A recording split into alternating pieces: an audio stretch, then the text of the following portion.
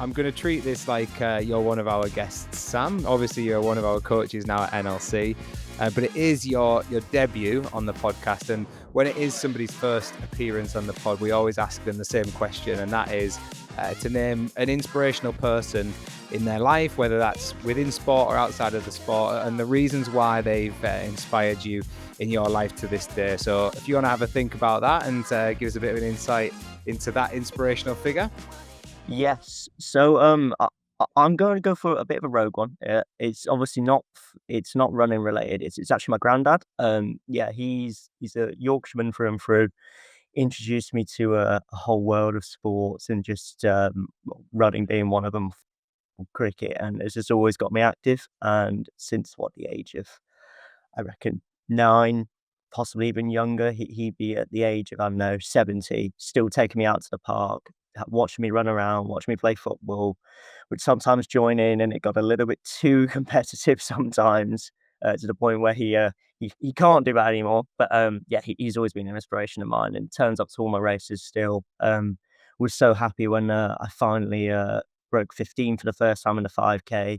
He obviously nearly broke down in tears when I first got my England vest, which was quite cool. Albeit he did want to go out, but he unfortunately couldn't make the travel. So he did at least drive me up to Luton Airport and spent 2 days in Luton, just kind of waiting for the result, but and then drove me all the way back down. So we live in Cornwall now, so he drove me 6 hours up to Luton Airport, stayed there for 2 days by himself, just excited that I had this England call up when I was 18, and yeah, it's been a massive inspiration of mine, and long may that probably continue. Nice. I like that. I can relate to that quite heavily, really, because yeah, my grandparents followed me everywhere as well. My nana's still here. My granddad isn't, unfortunately, but I think it means a lot to them. It gives them purpose, and yeah, it's certainly a journey that they follow. And it's always nice when they can reap the rewards as well as you can. So, really nice way to start. Will he be listening? Will he tune into the podcast? Do you know what? My mum will tell him that it's on, and he will go out of his way to listen to it. He gets YouTube up all the time to watch the football highlights, and so I've taught him that. So I dare say if I teach him how to use Spotify, he'll be able to listen. Yeah. Well, you'll be on YouTube as Oh. well, so we can, yeah, so you should be able to find it. And what's your granddad's name, It's Sam? called David. David. Well, shout out to David and true Yorkshireman, so he gets my vote. And yeah, is that the Huddersfield connection then? Because you're a Huddersfield fan, aren't you? It is the Huddersfield connection, yes, a terrier through and through, albeit I wasn't born there, but, yeah, he persuaded me to come along to, Huddersfield versus Exeter when I was 7, and, fell in love with a man called Jordan Rhodes, who is now on, I think he's like 99 goals for the club. So, unfortunately, he doesn't play for us anymore. Could have done with one more, but, yeah, that's where the love for the terriers came from. Yeah, really nice insight into things. And I'm conscious that a lot of our audience won't know who you are, Sam. And I always think it's a good starting point to give them a bit of an insight into the person. So you are our newest coach at New Levels Coaching. You've come on board in the start of the new year, so 2025. So still relatively new to things, but it feels like you've been here a while already, which is always a good sign. Settling in well. But I want to kind of go further back and, like I say, give our listeners or our viewers a bit of an insight into the Sam previous to coaching life and almost reverse engineer this. So, what did things look like in your earlier years? You mentioned already you got into sport at a young age. And then how did you get into kind of running specifically and then coaching as well? So, over to you. Take it away. Give us the Sam Goodchild journey. Yes, so, without going down a complete rabbit hole, I had the classic, young kid's dream of, "Oh, I'm gonna play for Man United, I'm gonna play for Liverpool." Soon realised that I couldn't kick a football properly, so that kind of, led me down the route of, well, let's just try out every sport going, and as I said, my granddad kinda got me into stuff, tried out hockey, tried out football, and eventually landed on running, where I found that I had a lot of energy as a kid. So I find it was a way to basically escape and let out a bit of that energy. So I got into the cross country team at my primary school, albeit it's just a bunch of kids running around in plimsolls at that age. I wasn't very good, surprisingly. I just had the aerobic engine of just pure energy. I didn't train or anything. It just came from pure madness, I think. And, yeah, started running properly when I joined my local club, Cornwall SC, and that would have been 2012, 13 time. Slowly just fell in love with the sport. I'm still friends with everyone that I met at the club to this day. Funny enough, had one of my friends come and stay that I met in 2013. She came to my house, well, my partner's house now. She came to stay with all our friends, and I was saying before she arrived, it's like it's kind of mad that a friend that I made at the age 13, I'll be honest, I used to find her really annoying. And she's come up to my family home now, and I welcome her with arms, and she's like a little sister to me. So it's quite funny that obviously people that I make friends with in the running world have then had that effect on me in later life. But yeah, going on to my actual story. Started training properly when I did go to Cornwall AC, just albeit the classic Tuesday, Thursday, Saturday on the beach session. Didn't do a inch of running in between unless it was football training. And eventually came across an osteopath called Dermot Devery, based in Cornwall, Irishman, and he basically persuaded me I might be quite decent at running. So I gave out this training schedule a go, and what a few months later, I started seeing PBs across the board. Was at 17, I ran a 31:40 10K, and I didn't quite realize how good that was until later life. And then that 31:40 got me my England best, what would it be, a couple months later. And at the time, obviously, going from someone who like just barely made county teams to 18 months later representing your country is a pretty whirlwind of a merry-go-round. So yeah, that was a nice thing. And yeah, so that was kind of the teen ages, and then went on to Cardiff Met University, obviously up at James Fee's setup. At the time, there was a great group of runners, albeit still great now, but I don't think anything were the top training with Jake Smith, Kieran, Hennigan, Pierce Copeland. Like you can name off a list right there. You've got so many good runners, and yeah, you turn up to the track and you're just surrounded by pedigree, and it was massively inspiring. Unfortunately, I went at the time of COVID, so uh, that kind of messed up my progression a little bit. I'll be honest. Obviously, all the track races kind of got cancelled.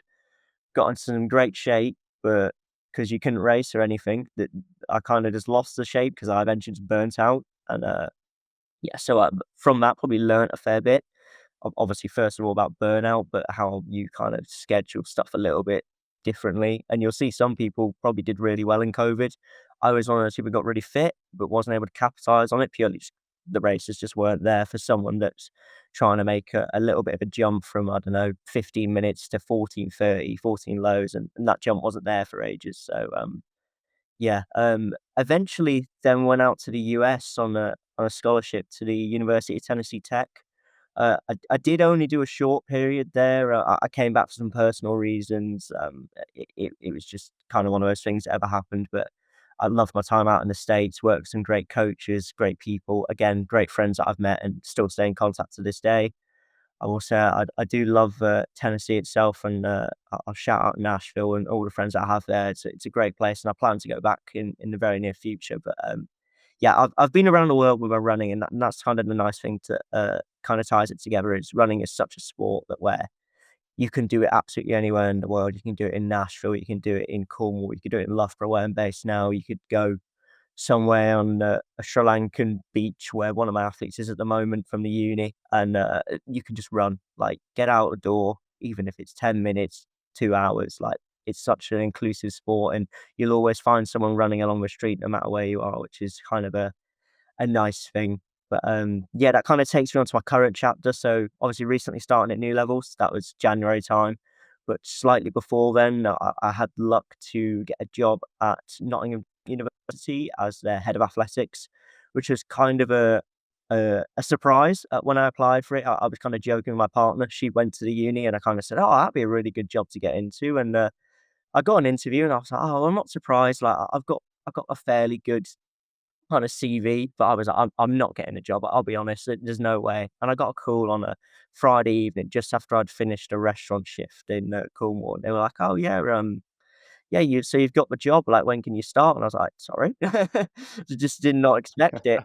So that's been a bit of a whirlwind doing that as well. So like as I've probably mentioned to anyone who does know me, my coaching career is quite young, but it's been an exciting start, and I feel that I've so far in my time, I've built some great relationships with not only my athletes, but probably just well, everyone I've kind of come across within the sport, whether that's just partners that we work with, or whether that's, as I said, my athletes at the uni or my athletes at NLC. It's a growing partnership, and long may it continue. And it's only going to help my own development and hopefully their own development in the long run.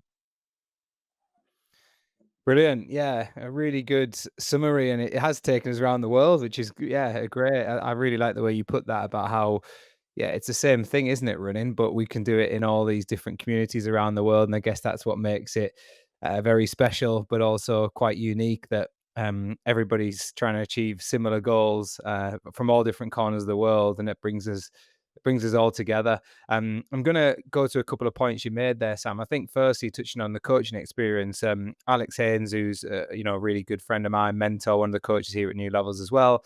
He always says, coaching experience comes from the people that you've surrounded yourself with, and you've given a really good example there from a young age, getting into the sport back in Cornwall, through to Cardiff, through to Tennessee, through to Nottingham, here to Loughborough. Like you do start to learn from those around you, and I think you've been in some really good environments. So that experience is like already ahead of the game, and I think that's one thing that certainly attracted us at New Levels when you came to apply for one of the jobs was like, okay, well, yes, you're not the most experienced like coach, as in you've not had hands-on experience as a coach, but actually you've been in some really good environments and learned a lot, and that always puts coaches in a really good place to start off with.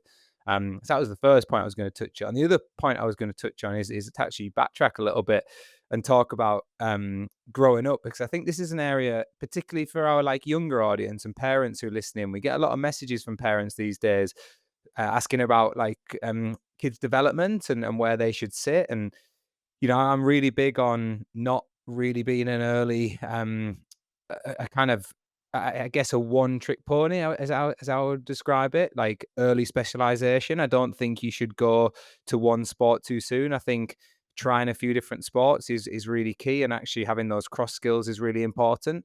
And I think yours is a really good example. As you said, I was training maybe 2-3 times a week, but actually I was still playing football and I was trying other sports as well, and those really do help you to develop. But I think the key thing that I picked out as well from being based in Cornwall, it wasn't that you were just um, varying the sports you did. The training was probably very different as well, with like beach sessions. Am I right in thinking that? Yes. So, yeah, a classic kind of cool when I see, especially for juniors, that kind of Tuesday, Thursday, Saturday setup was you'd be on the track twice a week, but obviously the two sessions would be very different. And then on the Saturday, we go to a place called Perranporth. We do a sand dune session, and it was my favorite stuff. I'll be honest, I can't run on the track. I'm trying to get better at it, but I'm not good at it. And those beach sessions where we do a little circuit of about, I think it's like 3 by 3 minutes, and it'd be up and down sand dunes, albeit really like thick, almost quicksand. Like you take one step, so you slip backwards 3 or 4. And then at the end of it, we do like 10 by this long, long hill where it just gets progressively worse as you go further up, and it gets to the point where it's vertical. And then it's that really slippery sand underneath where, again, you take one step and you just start sliding back down the hill. So, you think you're flying at the time, and then you look at yourself, or you look at a video of all the kids doing it, and you're just sliding back down the hill. But it's so much fun because obviously Cornwall in its unique location, like you can't do that unfortunately in Loughborough. So somewhere like Cornwall, make the most of what you got around you. That's a really good point about there's a couple of elements here, isn't there? There's the point of, you're getting a different type of training, different type of stimulus, and you're probably working a lot of different muscle groups as well on those dunes, and you're having to work things like the feet harder, the calves harder, the glutes harder.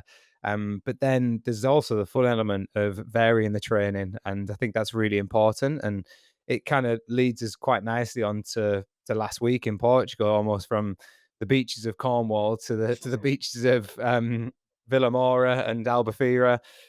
Pre, I think it's called Praia de Felicia is the beach closest to us when we're there. It's a stunning part of the world, it really is, and I would recommend anybody going out there to, whether it's a holiday or a bit of a training camp, to go and explore that area. But ultimately, we've come on today to chat about warm weather. Not saying the weather's always warm in Cornwall, by the way, but you've given us a nice link here with certainly with the sand dune training.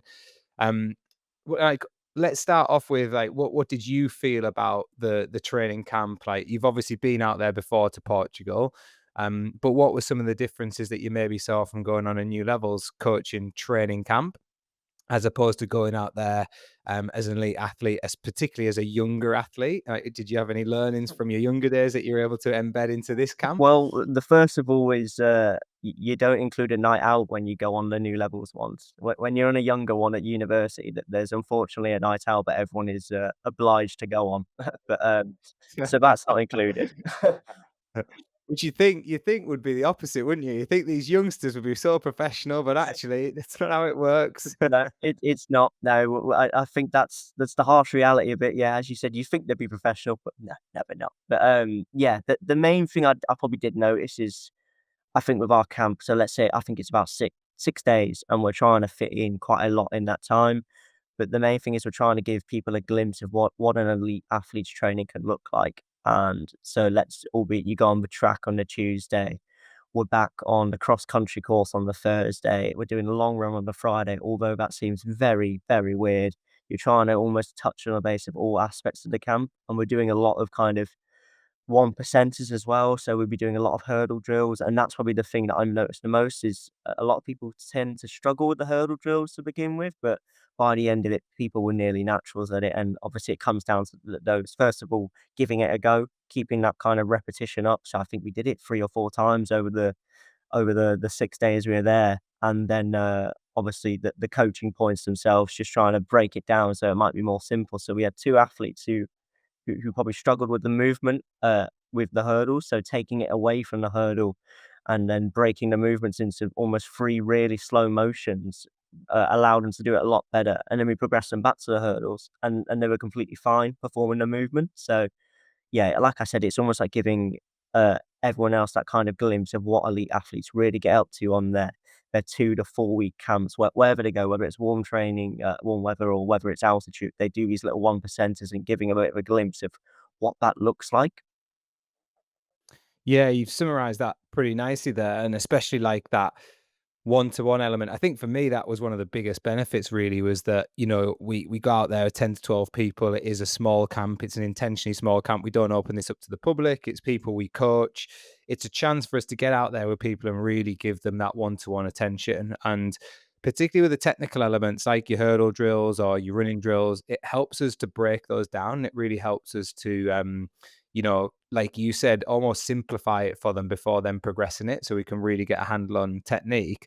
And I think the other important point you touched on is like we did focus on a lot of one percenters, including recovery. People have a lot more time out there to recover, which is why we could do a little bit more. And we certainly wouldn't want to do that every single week. But you're also out there, so we want to give them a taste of everything, like run on a cross country course where the European cross country is being held, go onto the track and share the track with some very good athletes. Even out there at the time, there was some pro athletes training, which is great for everyone to be in that same environment. But also like get in the gym and have that time in the gym, which we focused on a lot. And then have a look at how people recover as well and how people are fueling, and think about your food choices. And yeah, it is a very professional setup. Yes, they have some drinks and they socialize, and that's also a big element of it for me. I think that's important. But it is all those like one percenters that you said that maybe you don't have the chance to do at home.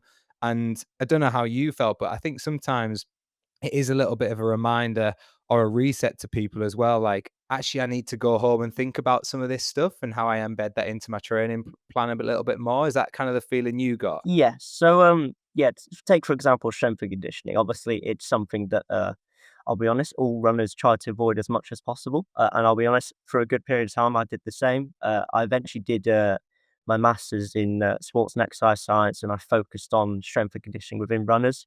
And I really learned the importance of it. And now, touch wood, I try to get to the gym at least once, twice a week, and I'm really seeing the benefits from almost having that constant program in there. So when we did the strength and conditioning kind of workshop on one of the Wednesday evenings, it was like, albeit yes, you see a lot of people and they almost want it, want it break down and almost as simple as possible. And it's not because like, oh, that they just want to do with strength training. It's because they don't actually have this kind of education. So I grew up at a time when strength training was probably the thing that was up and coming. A lot of the research that I did a part of my masters tended to be in studies that were between 2000 and 2015 up to 2020 2020. But yeah, tend to be in that kind of time frame where obviously they're focusing on kind of research that has literally just been conducted. And when obviously you look at a lot of the demographic that were on the camp, they were all out of uni or out of school before this time period. So a lot of people seem to be in that kind of area where they don't know a massive amount. Like, know the strength and conditioning helps because it's all over the internet and it's all over Instagram, it's all over Facebook. But it's just they don't quite know the application of it, and what as coaches were doing on the ground was almost going through that application of it and breaking it down in the most simple terms to just say like, "Look, it can be this simple. It doesn't need to be Olympic lifting that you see in done or in the gym by the Olympians, but just some simple stuff, some simple movements, get that neuromuscular adaptation working and get that conditioning right, and you can make a massive amount of benefit within your running." Yeah, that these are like really good points. Like I hadn't thought about that almost like generational thing, like era. Because yeah, even when I came to university, which seems a heck of a long time ago now, very different to you. It'll make you cringe. Like you were only about 4 or 5 when I started uni, which is mad. Um, but yeah, when I came to university, strength and conditioning was big, but it's a lot bigger now. And it's a lot I would say it's a lot more publicized now. People know more about it. People know more of the benefits, and the application side is a lot better. Whereas before, I think even in our generation, we didn't really know how to piece that program together. We were just kind of playing around with it. George Gandhi had a big influence on strength and conditioning at Loughborough. Back into the kind of 70s, he was integrating it into people like Sebastian Coe's program, which was like seen as revolutionary at the time. But a lot of people who were coming onto our camp, would fall into, well, we actually joked in there was a music quiz on the last one, the last night, and we said, oh well, we cover most generations from like the 60s all the way through. I think we actually covered them from the 50s all the way through to the early 2000s with our knowledge spread across the people who were there. So it shows the kind of the range of ages and the range of abilities that were on the camp. But you make a really good point. Like during those eras, particularly in kind of the 60s, 70s, 80s, wasn't until at the late 90s really when it started a bit of a revolution that strength and conditioning wasn't really out there, and people kind of stayed away from it. So getting people to buy into it is one thing, but then you're teaching people new skills at an age where they haven't been taught those skills ever before. So teaching them some new movements feels very unusual. And we've stayed away from these movements for a lot of years. So you're trying to ingrain new habits and new skills, which becomes quite difficult, doesn't it? Yeah, so it kind of links to back when, as we spoke about at the beginning, with the kind of kids growing up and taking on all these sports when they're younger. So the point of doing that is, first of all, find out what you love, and it also allows you to learn those motor neuron kind of development skills. So when I was out in Tennessee doing my masters, then or the first part of my masters, we were doing a module that's basically purely on motor development, and it taught so much about how throwing works, how like even from like the age of 3, kids are learning these kind of motor neuron movements. And it's then kind of links into, well, you have someone of that 50, 60, 70, 80 age category where they've not done these kind of squat movements before. They've not done an RDL, a hinge movement. So, like you said, it's very alienated to them, and it's much harder to learn it the older you get. So that's why kids are getting into PE when they're 4 or 5, albeit they're just throwing a ball around. But it's getting those movements right, and slowly it progresses over time to the point where, obviously, you get to a point where, let's say you're 18, and you should, in theory, be able to do a squat fairly okay. And yeah, teaching it to someone who is probably that older generation, it's probably harder just because it's completely alienated to them just because of that generational difference. Yeah, those movement patterns are key, aren't they? Go back to like our fundamentals. I think they call them like our ABCs, like agility, balance, coordination, those sort of things that come from playing a range of sports and I guess putting yourself through a range of movements. You think if you're playing basketball, it's likely that at some point you're going to squat down to then almost jump up, and there's like that triple extension and those sort of things, which all cross over into different ways. And even like you said, throwing, there is rotation elements to that, which can help, and anti-rotation, which is going to help with running and bracing and those sort of things. So there's loads of things that we don't really know that are going on that do then contribute towards making us a better athlete. But as you say, if people have stayed away from it, it is true what they say: if you don't use it, you do lose it. And I think that's where we see the biggest discrepancy is in the gym. Most people have, even if they've gone away from running, they've kept up some form of physical activity, whether it's walking, whether it's another hobby that they do. It might be golf, it might be something like swimming. They don't tend to stray too much away from the aerobic work. But then with S&C, if they've stayed away from strength and conditioning, anybody knows this. You leave the gym out of your program 5 or 6 weeks. The first time you go back, firstly, it hurts when you do, and you can't lift as heavy, and you come out and you're like, oh my God, I can't walk 2 days later. But also, if you've kept it out for years and years, those movements are just so unfamiliar to people, and you've got to go back to basics. And that was one of the big focus points for us, wasn't it? And in particular, the gym session that you were leading on, it was like, let's make sure we get the movements right first before we progress things. Yeah, it was like you just said there, going back to basics, keeping it with simple movements. So if I could design a free exercise kind of lower limb schedule for runners, it would be that squat movement, that hinge movement with the RDL, and probably just working on a simple calf raise. You're working on three different areas of the leg, the three main components and muscles there, and you're getting one compound movement in that squat. And like you said, it's keeping it as basic as possible. And if you haven't done it for a while, so let's say there was probably a period over Christmas where I didn't go for a couple of weeks, and it was just because I was that busy, but I did go back in on that, let's just say it was January 1st, and it felt horrible going back in, and you feel like you've lost all that strength, you feel lost all the coordination, but it only takes, I don't know, I feel that it's that third time back in the gym that eventually it starts to click. Although you might not be lifting heavy again, you're getting those kind of movements back, and you're seeing that correction in form. Yeah, definitely. And those three movements you mentioned, like some form of like raise, a calf raise, a hinge, a squat, they go a long way, because if you learn how to squat, there's like you could single leg squat, double leg squat, you can squat with a bar, you can do a goblet squat. Like there's so many different squat movements you can then do. You can do squat to jump. If you're hinging, you can do single leg RDL, double leg RDL, arabesque. Like you can start to play around with these movements, but ultimately, unless you've got the movement right, you're not going to be able to then progress exercises, and you're certainly not going to be able to load them up, which is also the tricky thing. So that gives people a really good insight into kind of the activities we were doing. You mentioned track session, S&C, drills, fartlek training, long run in there. But let's move on to kind of like the benefits. And I kind of want to go between us both here, really. Like for you as a coach, when you came away from Portugal and you had some time to reflect, what did you feel like some of the big benefits that the athletes got from it? So not as us as coaches, because I think we get benefits as well from being out there.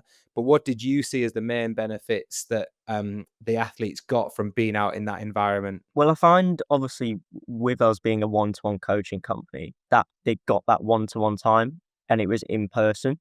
So let's say, for example, Jeff Rowe was working with one of his own athletes, and it was his only athlete out there at the time, and it meant that he got that really good face-to-face contact for 6 days, and he was able to critique what he needed to critique, give him the advice that he needed, give him all the motivation he needed, and he really got that 6 days of, albeit a very intense camp, but he got 6 days of exactly what it would be like if, let's take Mo Farah went away with his coach. He'd get that really long kind of stimulus. He'd be almost watching every single session and getting that one-to-one benefit of going through every critique, going through the why, the how, like why are we doing everything? How are we going to recover today? How are we going to do a session today? What's the point of each session that we're doing?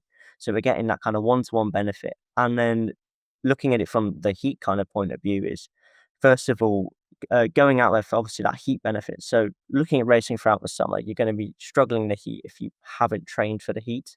albeit we live in quite a cold climate within the UK and wherever else you are in the world, if it's quite cold, you are most likely going to struggle when it comes to those 25 Celsius races. So being able to get that heat adaptation while you're out there, albeit I think it was like 23 degrees when we were out there, it's only going to help in the long run. Yeah, and we saw this at London Marathon, didn't we? Like we saw it as coaches. We had a bit of a debrief where people in the UK have spent all winter training in cooler climates, and then it comes to London Marathon, and it was like 21 on the day. It felt more like 25, to be honest, in central London. It was really, really hot for a marathon that comes in the end of April. So actually, getting out into the heat and training in the heat gets people used to those hotter conditions. But it is worth mentioning, training in the heat also gives us adaptations that make us better when it's cooler as well. So you're getting like double bang for your buck. So you're almost covering yourself, saying, well, if it is hot when I get home, I'm going to have some nice heat adaptations. And 6, 7 days is a nice amount. It's not like an ideal amount, but it's a nice amount to start to acclimatize and get those benefits. Ideally you'd want longer, and that's why elite athletes go for longer to these camps. But there's ways of keeping those benefits when you get home, whether it's, looking at like warm water strategies like hot tubs, or getting in a hot bath, or whether it's sauna and keeping like a sauna protocol in there, or just coming back to warmer weather like we have done and continuing to train in warmer weather. So we've got that benefit. But yeah, if we look at some of those scientific benefits, I think the ones that stand out for me is ultimately we become better at cooling ourselves. We become better sweaters, which sounds minging, doesn't it, when you put it like that? But we do become better sweaters, and what that means is we become better at dissipating the heat. So the body sends almost the heat to the skin, and the skin then evaporates the sweat out into the environment, which is cooler. So the body's warmer, the outside environment is cooler, and then our sweat then obviously evaporates out into that cooler environment. So we're dissipating the heat from the internal body temperature, which is getting hotter and hotter and hotter, and that's then exposed to that cooler air temperature. We become better at that the more we're exposed to it. But then there's also an increase, in things like blood plasma volume, which it's not quite the same hit as what we get at altitude, where we get a bit more bang for our buck with like the mitochondria. But that is going to have like cardiovascular benefits as well when we get home. And then just quite simply, like two simple things that I noticed, and I'll come to you on the second one. The first one is that training in the heat is quite hard psychologically. So you get this, like, you could see it after the session. People were like, they feel like they've almost not run as fast, because sometimes you can't run as fast because it's so hot, but it was blooming hard. And they get that sense of satisfaction, like I've worked hard. So psychologically, there's a big benefit there. And then the social element of a lot of these people are often training on their own at home. They're not all members of a club. They sometimes find themselves, a bit isolated. So this like team environment and this social environment, like we're eating together every day, I think has massive, massive value for training camps. And I don't know, is that something that you witnessed out there in Portugal with us as a team, Sam? But also, is it something that you've had in the past on those like younger training camps you've been on as well? Yeah, so I always find you'll never see, and if you do, then it's a very rare occasion. You'll never see an athlete go out on a training camp by themselves. Albeit, yes, it's a nice kind of mental step away from work life if they're still a full time worker as well. But you'll often not see groups of no, 4 or 5 plus going out all together, and they try and all train together and get on each other's kind of schedules. So yeah, like you said there, that social element is probably the biggest benefit of it all. Is like you're able to take some time away. I think we had a group of 9 athletes out there, and it's 6 days of these 9 athletes all working together, all working hard, and they've all got that social environment of where they're all getting involved with each other's days, and they're all just doing stuff in the daytime as well. Like, albeit I think some of them went on beach walks, they went sat down, had some food, they went out and got food in the restaurants nearby. So that social element is also a massive benefit to these camps, because I find whenever I go away is yes, albeit I'm training in the morning and the evening, but that daytime, it's a nice relaxation period. If you are working full time or you are a student at university, especially with the time of year that people go to these camps, it tends to be that kind of just before exam periods. It's a nice step away of just relaxation, can take yourself away from that really stressful period of time and just be like, okay, I'm away. Yes, I'm training, but I don't want to strain my body too much. And that's something that a lot of people I don't think kind of grasp the concept of is these training camps. Yes, they're there for improving your fitness, but you can go overboard with them. And I'm someone who's I've done it definitely. I did it the last camp I went on by myself. I had some really good training out there, and I didn't realize how much I'd gone overboard. But you don't realize it until you get back, and when you get back, it's probably too late, and you're a little bit too past that burnt out point. I 100% agree. I think there's a lot of literature out there as well to support the social element of training, whether that's away on a camp or whether it's at home. And like you said, trying to, I guess, being flexible is a key word here, and not getting too caught up with your own schedule, which is I find what a lot of people do. Oh, I'm not going to do that because it's not on my schedule, so I'm not going to link in with somebody. Look, there's a lot. There's more than one way to train. There's always other ways in which you can train and get similar benefits. And if people are training towards like a common goal, if we've got a bunch of marathon runners, quite often, more times than not, the sessions are quite similar. So actually, why not be a bit flexible with that? Jump in together, train together, recover together, go and get food together, provided you like each other, of course, um, and have that nice social element to it, because there is a lot of literature out there that supports the social side of the sport. We do a lot, as I said, as individuals, and when you come to compete, it's often on your own as well. So getting that energy from people, and I guess that was one of my reflections was I think I used it as our inspiration. Well, I know I used it as our inspiration for our team meeting this week was surround yourself with good people and the rest takes care of itself. I'm a big believer in that. Like if you bring a good group of people together, people just thrive off that energy and it just lifts everybody. And you see people buzzing during the week, but most importantly, they're buzzing when they come away and they're very inspired to then go on and achieve their goals. And I think that's a nice point of where we left people. I obviously left a day early because I was going to Wales, but you guys were there on the last day. So I'll ask for your opinion on this. But the opinion, or certainly my reflection was when I was going to the airport very early on that Friday morning, was I felt like people were in a really good place to go away and go and achieve those goals. And they were feeling very inspired and motivated to do so. Yeah, I second that. Like, we all sat down on the Friday evening, and of course, we all had that kind of social environment where we knew it was our last evening together, and we all just got chatting stories. Like, we've all had a good week. Me and Jeff Rowe, we spoke and said like, "Well done for the week." And then we kind of didn't expect this, but Jeff Rowe's athlete's called Dylan.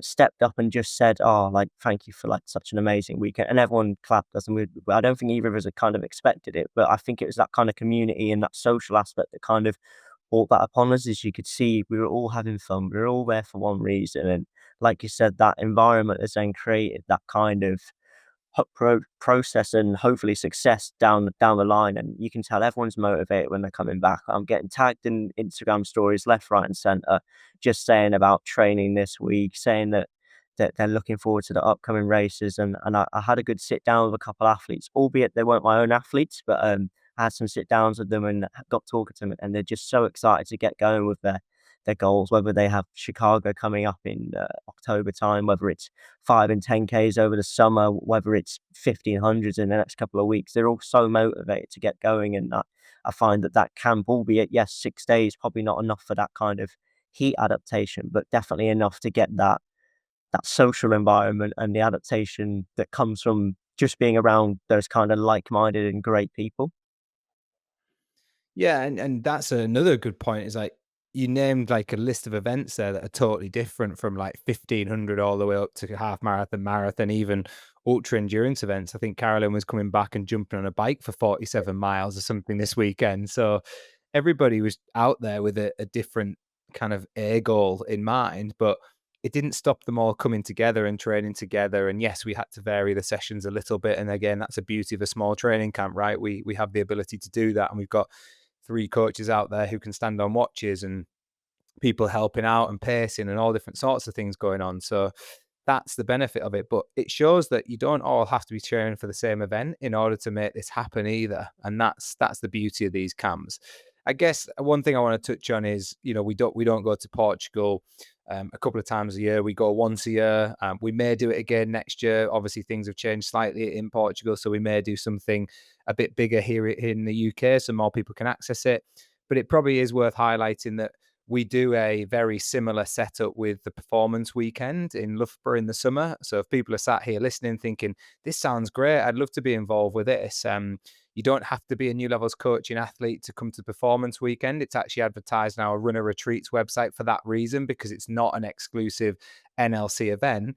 It's a weekend here in Loughborough where we look at physiology, we look at strength and conditioning, we look at drills, we look at technique, and we do that over a 2-day period. You can book one day, you can book the whole weekend, you can choose your own accommodation, stop here in Loughborough. But ultimately, you get that social environment as well, where people come together and are together, and you get that coaching element from us as a coaching team. It's not as small as 9 people in Portugal with 3 coaches, but it is a smaller camp. We probably have about 25 people per day. So if that's something that you think is right up your street and you'd like to benefit from that coaching input, and you'd like to find out more about your physiology and your running technique and strength and conditioning side of the sport, then check that out on the Runners Retreats website, because that's almost like a mini version of what we do. And I know we discussed Sam, off the back of this camp, like moving forward into next year, we've definitely got eyes on other camps that fit throughout the year that are going to give people who are within our coaching remit the chance to go together, but also open it up a little bit wider to the public as well, so they can experience that. Yeah, so yeah, obviously it's something we've been speaking about for a couple of weeks now, and I think I had a conversation with Jeff Rowe on the Friday, and he seemed quite keen for this. But with that, obviously Portugal camp potentially not being in Portugal next year, we spoke about the idea of why don't we do it in Cornwall? You get a nice discount on a hotel, courtesy of my mother. But yeah, of course, like we just said, like we're opening up to the general kind of public and people, just to give them that kind of chance to see what the benefits are of coming on something like a training camp and getting that kind of lifestyle of the elite for however many days it ends up being. And the performance weekend is basically a small snippet of that, and then it, albeit the same stuff, just condensed in that kind of small environment. Yeah, and we probably don't do a good enough job at advertising everything that we've got going on. So, head over to that Runners Retreats website if you want to look at kind of camps, trips, retreats away. There's trail camps, there's retreats, there's the performance weekend on there, there's the Lake District as well. But then if you just want kind of 1 day stuff as well, head over to New Levels Coaching website that we have a physiology day coming up this weekend. We're recording this on Wednesday, so by the time you're listening to this, that physiology day has gone. But we do have physiology days throughout the year. We have running technique days, we have marathon days. So there's all sorts of things for people to tap into there. So if you sat here listening thinking, well, this sounds great, but how the heck can I get involved? Well, we're giving you ways to get involved. And then not to mention like the free track nights we run at Loughborough as well at the end of the month. Like, go onto our website and check those out. They're free to sign up. If you're prepared to travel, or if you live locally, come and you can benefit from coaching. Sam and Matt do a great job at delivering on those sessions. Sometimes I'm there, sometimes Gemma's there, sometimes Kirsty's there. We have a range of coaches who come and help with those sessions. And ultimately, we provide quality coaching, a good social environment. Again, I'd say that's one of the big selling points of those track nights. And we're building a nice community there as well. And then hopefully, as they grow, we might be able to take them on the road as well and access more areas. Maybe not as far down as Cornwall on a Friday night, Yeah. but I'm up for Cornwall training camp now. I think that'd be a good Yeah, one. it's a nice place in the world. Like, you get a lot of people being on holiday there as younger, and they don't realize that there's not just holiday destinations there. There's other stuff. There is a track, albeit a very very beaten up track, but there is a track. Well, we can still use beaten up tracks, absolutely. If it's good enough for the guys in Cornwall, it's good enough for us. To kind of round things off, then, Sam, we obviously jumped on the track whilst we were out there, and I'm conscious that you're also training for some events. How did you feel coming back from a week of like working, bit of training mixed in there, and yeah, what is next on the menu for you racing wise? Yeah, so coming back, I'll be honest, quite tired. Yeah, just a lot in the week. And then obviously both travel days being very early starts. So yeah, just a couple of days sleep for the first of all was quite nice to have a bit of a lie-in. But coming up on the cards, I'm doing Comeback 5000 on this Friday, so that's the 23rd. And then taking my not so quick track pedigree back to the track, so doing a couple 50, hopping in a 3K in kind of middle of June, and seeing if I can get those times down. Because albeit I think this is probably quite something that a few people might know, but if you can get kind of quicker at those shorter events, it's something we all say as coaches. If you can get quicker at those shorter events, you can touch wood, then take that kind of fitness into the longer events. And yeah, the big A goal for myself for the year is that I'm targeting Malaga half marathon, and that's December 14th. So if I can get those track PBs down now, then have a bit of a break come September time, go on holiday for a week with my partner, and then all eyes towards the half in the end of December. Nice, yeah, working on those faster, well, the speed element, I say speed, yeah, middle distance speed is speed for a half marathon runner. You obviously just put out a good half marathon of 68 minutes to kind of, I guess it was to end that winter campaign, wasn't it, at that point in time? But yeah, my first ever coach, Paul, I don't know if Paul listens to this. He does stay in touch, and he's definitely one of my inspirational characters from my life. Without him, I'm not sure exactly where I would be running wise. But one of the first things he said to me, always stuck with me, was, we need to get that 400-meter time down to around about 50 seconds. And I was like, whoa, 50 seconds. I think at the time I was running like 55, 56. And I was like, why the heck would I want to do that? I want to run 1500 meters. And he's like, well, if you can run 50 for a 400, you can probably run 55s for an 800. And if you can run 55s for an 800, you're going to be able to run 60s or less for a 1500. So he's like, if you want to run sub 4 minute mile pace, then you've got to be able to run low 50s and then mid 50s for the eight. And it was, he was right. Like, I know some people kind of defy that logic, who are like super strong athletes. They might never get down to like that 50, but the principles of what he was saying was right. He's like, if you can run faster, you're going to make those slower speeds feel a lot easier, a lot more comfortable.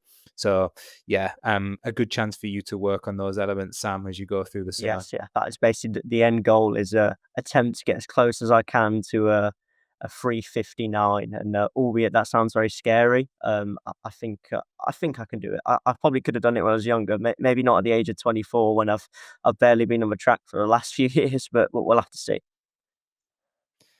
Excellent. Good. Well, I'll be watching with eagle eyes. And yeah, I'll be also monitoring the progress of our athletes who are coming back from warm weather.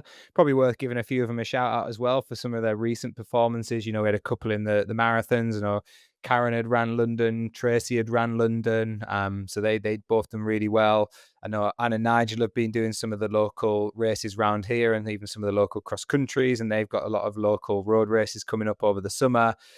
We mentioned Carolyn. She obviously had a bike race, but she's been running really well. She's set half marathon PBs this year, and she's been working really nicely with Kirsty.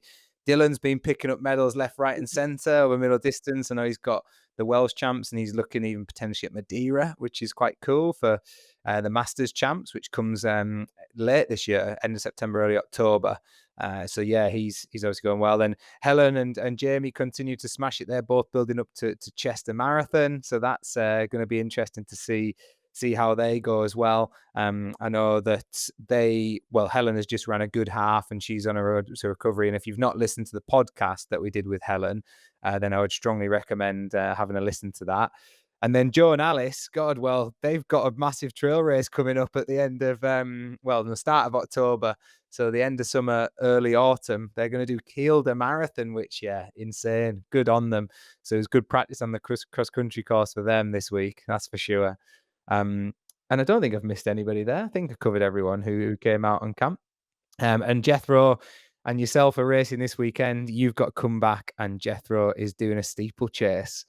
So lots going on, and loads of other great results from the NLC community as well. I was down in Snowdon at the weekend. Some fantastic results from our team down there. Shout out to Kendra, who got herself on the podium, and lots of other results coming in from all different sorts of angles, whether it's on the roads or on the track. And we put our results roundup every single week. So if you do follow the podcast and you want to check out those results, then be sure to go onto our results roundup, because Sam does a cracking job at pulling all that together. But we do like to celebrate the success of our community. But I just wanted to give a few of those people a bit of a shout out this week. Excellent. Any final messages, Sam, before we depart? Obviously, well, I mean, you've mentioned we've got our physiology workshop coming up on this weekend on the 25th, albeit, yes, this will go out afterwards. But as Lewis mentioned, there's plenty more over the year to get yourself involved in. Yeah, the physiology workshop, it's designed for runners of all abilities. It gives you a chance to basically understand where your kind of thresholds lie at, and it's something that I'm trying to put into my own training. It's something I'm trying to put into training of my athletes, whether that be at the university or be a part of new levels. But yeah, it's a great opportunity to understand where those kind of training zones fit without kind of trying to guess where you're at. But yeah, if you ever see something like that coming up on your socials, get in contact with myself, ask me a few more questions, or yeah, book yourself on a place. Yeah, thanks for that, Sam. Feel free to reach out at Sam. I think it's sam.goodchild at newlevelscoaching.co.uk, isn't it? And if you want to follow Sam's journey as a coach and athlete, then you can do so. He's on mainly Instagram, is it, Yeah, Sam? mainly Instagram. If someone does want to follow me on LinkedIn, I am trying to grow that profile, but that's just my name as well. Just if you're an employer, if you're a coach employee, you can stay away for now because he's just joined us. So you stay put on that front. But yeah, feel free to follow him. But yeah, feel free to give Sam a follow, and you'll see a lot tomorrow of Sam and myself on our YouTube channel and things as well. If you've not been onto our YouTube channel, if you listen to this on Spotify or Apple Podcasts, we do put this out on YouTube as well, as I mentioned earlier. So hopefully Sam's granddad is able to watch this episode. But yeah, you can check out our YouTube channel, and don't forget to like or subscribe and give us a review as well if you're enjoying these episodes. We always like to hear your feedback. Speaking of episodes, we've got another marathon one coming up. I am going to be interviewing Cole Gibbons off the back of his amazing run in London. Cole had a fantastic run in the London Marathon, so we've got another marathon podcast, and then we've got lots more to look forward to over a very, very busy summer, but a good busy, as we like to say. Well, Sam, thanks for making your debut. Hope you enjoyed that. Yeah, it was really good, thank you. I actually didn't know that Cole was hopping on the podcast, so yeah, that'd be nice to listen to as well. I know him fairly well, so yeah.